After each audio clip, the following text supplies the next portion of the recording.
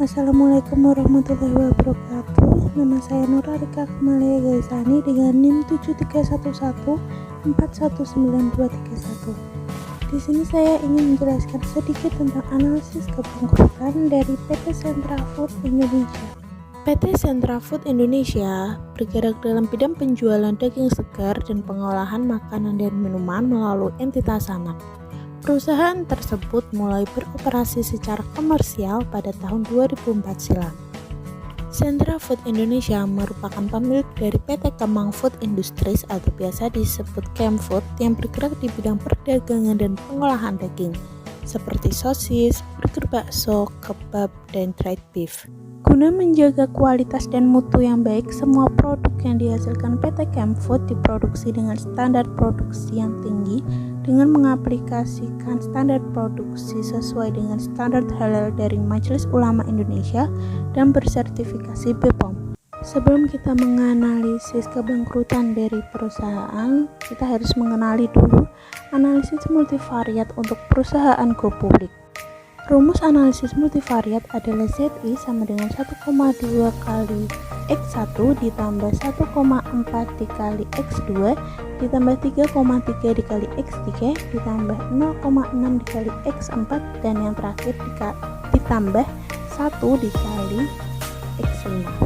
Dengan keterangan X1 didapat dari data aktiva lancar dikurang hutang lancar, kemudian dibagi total aktiva, kemudian di X2 didapat dari data laba ditahan dibagi total aset, kemudian Z3 didapat dari laba sebelum bunga dan pajak dibagi total aset, kemudian X4 didapat dari data nilai pasar saham biasa dan preferensi dibagi nilai buku total hutang, kemudian yang terakhir X5 didapat dari data penjualan dibagi total aset.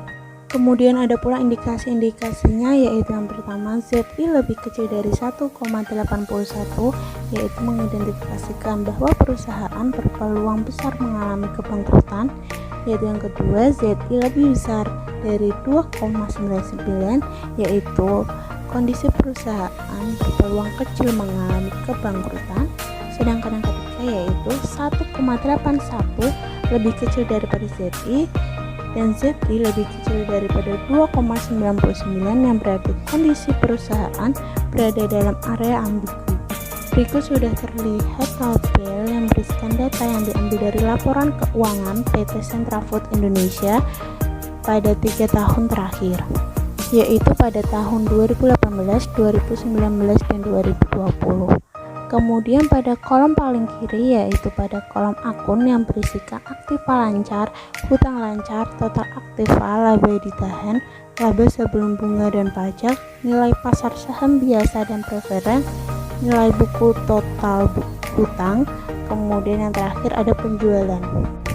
Di bawah tulisan penjualan yaitu ada total ZI pada tahun 2018, 2019, dan 2020 yang dihitung menggunakan rumus yang sebelumnya saya jelaskan, namun menggunakan data-data yang ada di tabel tersebut pada tahun 2018, 2019 hingga 2020. Kemudian ada grafik Z-score. Sebelumnya saya mohon maaf apabila grafik pada tahun 2019 dan 2020 tidak terlihat karena selisihnya dengan 2018 yang begitu jauh.